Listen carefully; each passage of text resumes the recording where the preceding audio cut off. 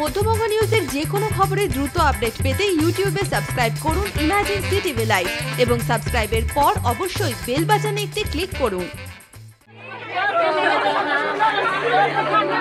নিতান্তই এক সাদা মাটা পরিবার, তবুও সেই পরিবারে ছিল স্বপ্ন, ছিল আশা আকাঙ্ক্ষা, ছিল সন্তানদের ভালোভাবে বড় করার ইচ্ছে। আর সেই ইচ্ছে থেকেই ঘর ছেড়ে ভিন রাজ্যে পাড়ি দেন সাইফুল। কিন্তু এমন পরিণতি তা ভাবতেও পারছেন না কেউ।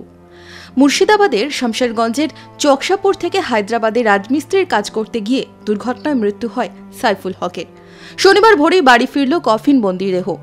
পরিবার পরিজন জুড়েই শোকের ছায়া, শোকে কাতর স্ত্রী সন্তানেরা। গত বৃহস্পতিবারই হায়দ্রাবাদ থেকে খবর আসে ভাড়া থেকে পড়ে মৃত্যু হয়েছে সাইফুলের। ঘটনার খবর পেতেই শোকের ছায়া নেমে আসে চকসাপুর গ্রাম জুড়েই। দুই সন্তানদের নিয়ে কিভাবে সামলাবেন জীবন? কষ্টে যেন পাথর হয়েছেন স্ত্রী। কোথায় গেছিল? হায়দ্রাবাদ। একটা মেয়ে, দুটো ছেলে। খুবই খারাপ, গরিব সংসারে ওই লেগে খাটতে গেছিল। জানা যায় গত 29শে জানুয়ারি হায়দ্রাবাদে পৌঁছন সাইফুল। সেখানেই নির্মীয়মান বহুতলে কাজ করার সময় ভাড়া থেকে পড়ে যান সাইফুল ও আরও 4 জন।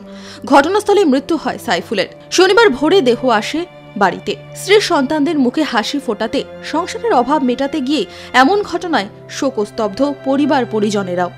বাড়ি থেকে ওখানে গিয়ে পৌঁছিয়েছিল 29 তারিখ এবং 31 তারিখ সকালে কাজ করতে লেগেছিল। সেখানে ওই মাচা ভেঙে গিয়ে মাল মশলাগুলো সব এর গায়ের উপরে পড়ে যায় এবং ওই হায়দ্রাবাদের চাল্লাপাল্লি ডবল বেডরুম বলে যে জায়গাটা, সেই জায়গাতে সে স্পটেই ডেথ করে যায় আর কি। ভিন রাজ্যে কাজে গিয়ে শ্রমিকের মৃত্যুতে আবারও সেই প্রশ্ন দানা বাঁধছে সকলের মনে। কিসের টানে দেশ ছেড়ে বিদেশে পাড়ি দেন? কি কারণে মাঝপথেই থমকে যায় সাইফুলের মতো আরও শ্রমিকদের জীবন? শামশেরগঞ্জ থেকে মাসুদ আলীর রিপোর্ট, মধ্যবঙ্গ নিউজ।